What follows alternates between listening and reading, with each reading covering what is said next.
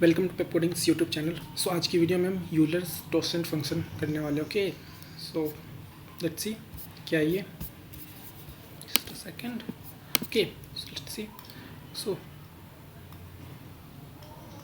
Euler's torsion function basically एक number n आपको given होगा, राइट। लेट्स n 20 है। ओके, सो n 20 और लेट्स n किसी स्मॉल n 12। ओके, सो आपको क्या फाइंड आउट करने को बोल रखा है? आपको फाइंड आउट करने को बोल रखा है 1 to 12 इंक्लूडिंग 1 and 12 कितने ऐसे नंबर है जो 12 के साथ कोप्राइम है। ओके, यूलर टॉर्सन फंक्शन क्या फाइंड आउट करता है बेसिकली, क्या एक number n 1 to that n number कितने ऐसे नंबर्स हैं जो n के साथ कोप्राइम है। कोप्राइम किसे कहते हैं?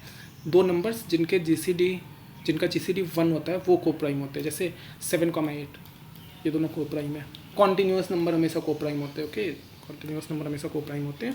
तो ऐसे और नॉन कॉन्टीन्यूअस नंबर भी कोप्राइम हो सकते हैं, जैसे 5,11 कोप्राइम है, इन दोनों का जीसीडी 1 होता है। ओके, सो कितने ऐसे नंबर है 1 से 12 में जो 12 के साथ कोप्राइम है, ये हम फाइंड आउट करना चाहते हैं। ओके, सो एक सिंपल सा तरीका तो आपके पास ये है, क्या सभी 1 to n ट्रैवल कर लो, brute force 1 to n travel कर लो एंड सभी के लिए चेक कर लो क्या 1 n के साथ जीसीडी 1 आ रहा है क्या।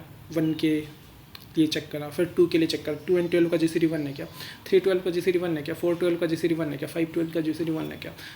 जिनका जीसीडी 1 आ रहा है उनके नाम की काउंटिंग कर लो बेसिकली। ओके, सो इसकी complexity n log of n के अराउंड हो जाएगी। ओके, तो n log n में आप ऐसे फाइंड आउट कर सकते हो, सिंपल ब्रूट फोर्स है, बट हमारे पास बेटर अप्रोच अवेलेबल है। Okay, so Euler torsion function basically phi से डिनोट होता है। ओके, सो हम अभी क्या करने वाले हैं, हम फाई के लिए एक फॉर्मूला निकालने वाले हैं। यार फाई ऑफ n के लिए आपको हमेशा ब्रूट फोर्स करने की जरूरत नहीं, आप इस फॉर्मूले को यूज़ करते हुए कैलकुलेट कर सकते हो फाई ऑफ n की value. Phi of n is वही यार कितने कोप्राइम है n के साथ including 1 and n। Okay, so phi of n के जेनरिक फॉर्मूले से पहले मैं 2-3 पॉइंट्स आपको बताऊंगा, उन 2-3 पॉइंट्स को कंबाइन करते हुए हम यूलर टॉर्सन फंक्शन करेंगे। Okay, so let's see. So first point क्या Euler torsion function of a prime number is equal to that number -1। इसका मतलब क्या है, क्या अगर आपके पास n की वैल्यू प्राइम नंबर गिवन है, जैसे n 17 लेट से गिवन है, देन कितने ऐसे नंबर है 1 to 17 जो 17 के साथ कोप्राइम है। सो 16 ऐसे नंबर्स हैं। कौन कौन? 1 से 16 तक यार, एक्सेप्ट नंबर इटसेल्फ, बाकी सभी नंबर 17 के साथ कोप्राइम होंगे। क्यों यार? 17 एक प्राइम नंबर है, राइट। अब 17 से छोटे जितने भी बंदे उन सभी का 17 के साथ जीसीडी हमेशा ही 1 होगा यार। Okay, so except 17, except number itself, remaining जितने भी नंबर है वो सभी n के साथ कोप्राइम होते हैं। So phi of p is equal to p -1। Okay, second point, क्या यूलर टॉर्सन फंक्शन ऑफ एक prime number raise to the power k। p एक प्राइम नंबर है, k कोई सा भी बंदा हो सकता है, k इंटीजर वैल्यू है। ओके, सो और non negative integer value. Okay, so p की पावर k, इसकी वैल्यू क्या होगी? इसकी वैल्यू पता है क्या होगी? p की पावर k माइनस p की पावर k अपॉन p, ये होगी वैल्यू हमेशा ही। कैसे? आप बेसिकली ये फाइंड आउट करना चाहते हो, लेट्स से एक नंबर है 17 रेज टू द पावर 6, ये आप निकालना चाहते हो। क्या 1 to 17 raise to the power 6 कितने ऐसे नंबर होंगे जो 17 रेज टू द पावर 6 के साथ कोप्राइम होंगे, राइट। तो मैंने सबसे पहले क्या लिखा, मैंने लिखा कि यार 1 से 17 रेज टू द पावर 6 तक total 17 raise to the power 6 numbers हैं। अब उनमें से मैं उन नंबर्स को माइनस कर दूंगा जो 17 रेज टू द पावर 6 के साथ कोप्राइम नहीं है, और राइट। वैसे कितने नंबर होंगे, ध्यान से सुनना, कौन कौन से टाइप के नंबर होंगे वो देखना। सो मैं जेनरिक भी यहाँ लिख कर दिखाऊंगा। तो पता है कौन कौन से number 17 raise to the power 6 के साथ कोप्राइम नहीं होंगे, क्योंकि 17 एक प्राइम नंबर है, राइट। तो 17 के सारे मल्टीपल्स यार, क्या 17 के सारे मल्टीपल्स, 2 into 17, 3 into 17, 4 into 17। देखो क्यों यार, 17 रेज टू द पावर 6 आप लिखोगे, इस नंबर के सिर्फ 2 फैक्टर होंगे, नॉट सिर्फ 2 फैक्टर होंगे, और 2 काइंड के फैक्टर होंगे, एक 1 और एक 17 का मल्टीपल, और 17 के मल्टीपल्स हो सकते हैं। ओके, 17 स्क्वायर, 17 क्यूब, ये सब 17 के मल्टीपल्स, सिर्फ 2 काइंड के फैक्टर होंगे 17 रेज़ टू द पावर 6 के। ओके, 17 into 2, 17 into 3, क्योंकि 17 प्राइम नंबर है। अब प्राइम नंबर को आपस में मल्टीप्लाई करोगे तो एक न्यू काइंड का फैक्टर जनरेट नहीं हो सकता यार, इनके फैक्टर्स पता है कैसे होंगे, वही क्या 17 को आपस में मल्टीप्लाई कर दिया, ओके 17 को एक बार दो बार मल्टीप्लाई करा, 3 बार मल्टीप्लाई करा, उसी काइंड के फैक्टर्स हो सकते हैं, कोई न्यू फैक्टर जनरेट नहीं हो सकता यार अगर आप प्राइम नंबर को आपस में मल्टीप्लाई करते हो तो, राइट। सो इसके factors 17 into 17 up to something dash into और x इंटू 17 ऐसे, ये आपको निकालना है क्या एक 17 का first multiple, second multiple, third multiple, fourth multiple, up to x multiple, xth multiple of 17। ये xth multiple of 17 should be smaller than 17 raise to the power 6, right. So ये नंबर, ये count basically 17 raise to the power 6 के साथ coprime नहीं होंगे, okay. सो इसे अगर generic दिखाऊं तो ऐसे p की पावर k 1 इंटू p की power 1 into p 2 into p up to something x into p, ये सभी बंदे p की पावर k के साथ कोप्राइम नहीं होंगे। ये कितने बंदे हैं, ये कैसे निकालोगे, तो आपको मैं एक एग्जांपल के साथ बताता हूँ। जैसे 20 तक के मल्टीपल मुझे चाहिए, 20 तक के मल्टीपल चाहिए, 2 के मल्टीपल चाहिए, 20 तक 2 के मल्टीपल चाहिए, कितने होते हैं 20 तक 2 के कितने मल्टीपल है, कैसे निकालोगे, सिंपली 20/2 तक। 50 तक 10 के कितने मल्टीपल है, 50/10। 70 तक 7 के कितने मल्टीपल है, 70/10। p की पावर k तक p के कितने मल्टीपल है, p की पावर k/p। सो कितने ऐसे मल्टीपल है p के अप टू p की power k, that is nothing but p की पावर k/p, उसे मैंने सब्ट्रैक्ट कर रखा है। क्या इतने बंदे कोप्राइम नहीं होंगे, टोटल बंदों में से सिर्फ इतने बंदे कोप्राइम नहीं होंगे। सो p की पावर k के लिए सिंपल सा ये रहा। अब एक थर्ड पॉइंट, इसका प्रूफ चाइनीज़ रिमाइंडर थ्योरम की वीडियो जब मैं बना रहा हूँ उसमें ऐड कर दूंगा, क्योंकि वो CRT के कॉन्ग्रुएंस रिलेशन वगैरह से रिलेटेड, ओके।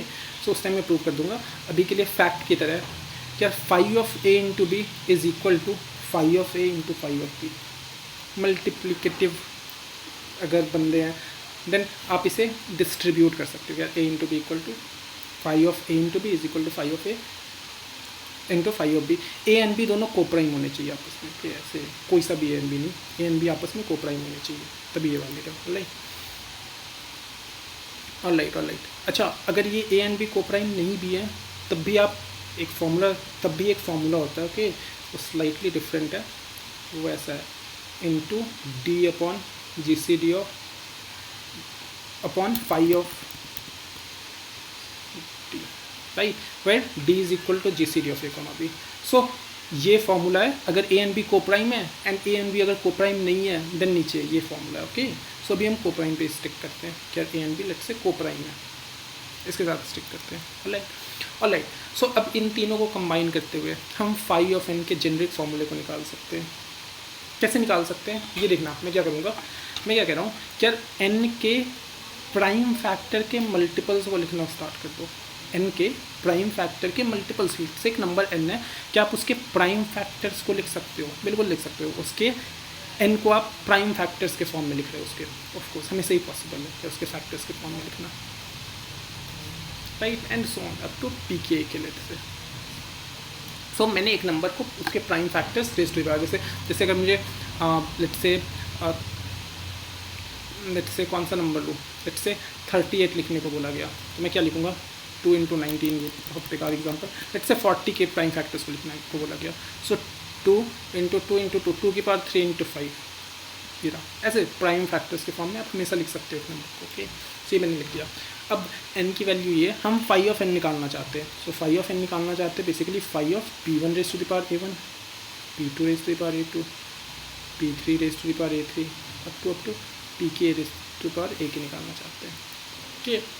सो अब ये फाई है, ओके, ये प्राइम नंबर्स के वो है, सो आपस में कोप्राइम होंगे, okay. Prime number raise to the power something है, सो आपस में कोप्राइम होंगे, इन्हें आप अलग अलग लिख सकते हो, p2 a2 phi of p3 a3 up to phi of pk a।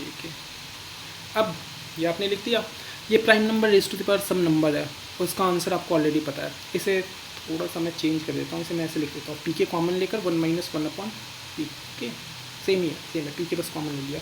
सो यहाँ पे something pk that is p1 raise to the power a1 into 1 - 1 upon p1, then p2 raise to the power a2 into 1 minus 1 upon P2 simply, क्योंकि P2 prime number है, so second वाले फॉर्मूले को use कर रहा हूँ और कुछ नहीं। सो P3 into 1 minus 1 upon P3 up to multiply करते हुए Pk into 1 minus 1 upon Pk। इसे रीअरेंज कर दो स्लाइटली। कैसे स्लाइटली रीअरेंज कर दो? या सभी मल्टीप्लिकेशन में सो P1A1 इंटू P2A2, पैरेंथेसिस के बाहर वाले बंदे को इकट्ठे लिख रहा हूँ बस। यहाँ पे P3A3 है राइट, यहाँ PKAK है, कॉमन जो भी आपके पास पावर था वो लिखोगे राइट।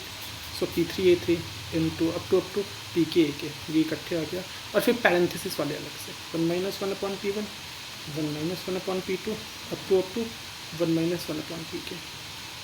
अब इसे आप ध्यान से देखोगे, ये नंबर ये पार्ट पता है कौन है? एग्जैक्टली n के इक्वल है हमेशा। P1A1 into P2A2 into P3A3 up to PKAK, ये n के इक्वल होता है राइट। सो ये रहा, इसे आप n से रिप्लेस कर दोगे। सो जैसे ही आपने इसे n से रिप्लेस करा तो आपका फाई ऑफ n निकल कर आ गया, n into 1 minus 1 upon P1 into 1 minus 1 upon P2 up to 1 minus 1 upon Pk। So आपको क्या करना है? बेसिकली एक नंबर के n के सभी प्राइम फैक्टर्स चाहिए।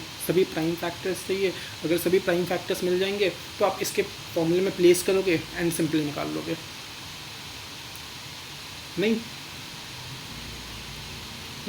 सो ये फाई ऑफ n का फॉर्मूला है।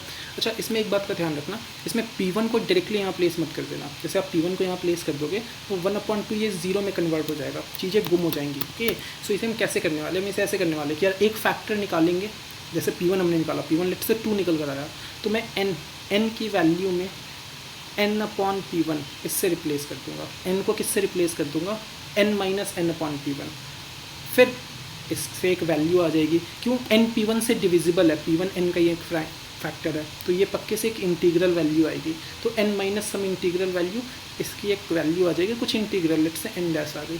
फिर अब सेकंड फैक्टर निकालो, लेट से आपने सेकंड फैक्टर निकाला, फिर सेकंड फैक्टर में क्या करोगे? अब इस n dash minus n dash upon P2 से कन्वर्ट कर दोगे सेकंड फैक्टर में, फिर ये लेट से n डबल डैश निकल कर देगा। फिर थर्ड फैक्टर निकालो और फिर n double dash minus n double dash upon P3 कर दो, ये समथिंग आपको n ट्रिपल डैश निकाल कर देगा। ओके, सो 1 बाय 1 ऐसे करना, ऐसा मत करना कि आप प्राइम फैक्टर निकाला और 1 माइनस 1 अपॉन P1 कैलकुलेट करने लग गए, उससे वैल्यू गुम होने लग जाएगी। ओके, क्योंकि P1 n का ही फैक्टर है, सो n minus n upon P1 हमेशा डिविजिबल होगा। ओके, फिर n को हमने रिड्यूस कर दिया n डैश में, फिर एंड सो ऑन, ऐसे सारे फैक्टर्स ऐसे निकलते रहेंगे और कभी भी आप गुम नहीं होने दोगे किसी वैल्यू को। ओके, सो ये था आपका यूलर टॉर्सन फंक्शन का। अभी कोड करते टाइम भी आप देख लोगे एक बार क्या ये कैसे हो रहा राइट। सो लेट्स सी, यहाँ कोड करते हैं जल्दी से इसे। सो यूलर n आपको मिल रखा है, सो ये रहा आपका count is equal to n से आपने स्टार्ट करा, टोटल काउंट करने वाले हो n। अब फैक्टर्स आप निकालना स्टार्ट करोगे। सो ये निकालना मैंने स्टार्ट करा, फैक्टर 2 से स्टार्ट करा। फैक्टर एक नंबर के कहाँ तक हो सकते हैं? √n तक हो सकते हैं। प्राइम नंबर के थ्रू आप जानते हो, प्राइम नंबर वाले में अच्छे से एक्सप्लेन कर रखा है, फाउंडेशन में वीडियो आप देख सकते हो उसे। 5++ कर दिया। अब अगर n mod i आपका 0 है तो ये एक फैक्टर है, ये एक एक्चुअली फैक्टर है। पॉसिबल फैक्टर्स में ये एक्चुअली फैक्टर है। ओके, सो अगर ये एक्चुअली फैक्टर है तो आपको क्या करने की ज़रूरत है? Count is equal to count minus count upon ये फैक्टर i, ये कर दोगे आप। फिर अब ये एक फैक्टर है, इसको आपने प्रोसेस कर लिया, तो जब तक n mod i equal to 0 है तब तक उसे डिवाइड कर दो यार, सच दैट ये बंदा दोबारा निकल करना है। एक बार आपने यूज़ कर लिया, दोबारा, क्योंकि उसके पावर को हमने लिख रखा होता है राइट, एक फैक्टर के पावर को लिख रखा है। सो बेसिकली P1 के सभी पावर के लिए आपने प्रोसेस कर दिया। ओके, सो n को n mod i कर दो यार राइट। ओके, अब लूप से निकल कर बस इतना सा चेक कर लो। क्या चेक कर लो?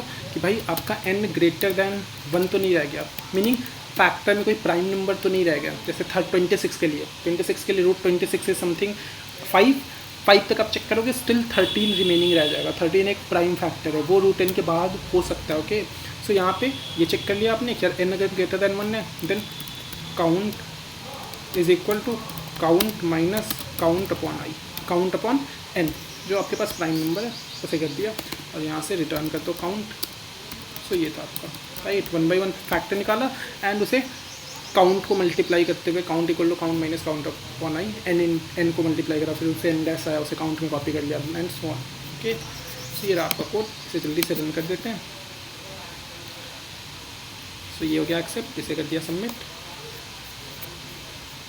सो ये था आपका यूलर टॉर्सन फंक्शन। ओके, एक बार फिर से कोड गो थ्रू करते हैं। ओके, एन कॉपी करा, अब सबसे पहले आइटरेशन में लेट्स से 2 एक फैक्टर मिल गया, तो मैंने क्या करा, सबसे पहले 2 के नाम का माइनस कर दिया, n minus n upon i. Okay, so इससे कुछ एन डैश निकल कर आया होगा, उस एन डैश को फिर से मैंने काउंट में कॉपी कर दिया। Okay, such that next factor के लिए फिर से काउंट यूज़ कर लूँ। ओके, एंड अब क्योंकि मैंने 2 को यूज़ कर लिया, 2 के सभी 2 की अगर पावर 3 है देन उसे रिमूव कर दो, दोबारा से 2 ना आ जाए। क्यों? एक प्राइम फैक्टर के पावर के लिए फॉर्मूला निकल कर आ रखा है, राइट। सो दैट्स वाई मैंने उसे डिवाइड करा जब तक N mod I equal to 0 नहीं हो जाता। सो डिसाइडिंग लूप ये रूट एन का लूप है, ये बेसिकली लॉग इन का होगा वर्स्ट केस में। क्यों? वर्स्ट केस में आप 2 से डिवाइड करते रहोगे, सो ये वाइल लूप लॉग इन का होगा, सो ये डिसाइडिंग लूप नहीं होता, ये रूट एन का होता, सो इसकी कॉम्प्लेक्सिटी रूट ऑफ एन हो जाती है। ऑलराइट, सो मिलते हैं यार फिर नेक्स्ट वीडियो में। ओके, यूलर टॉर्सन में इतना ही है। Bye bye.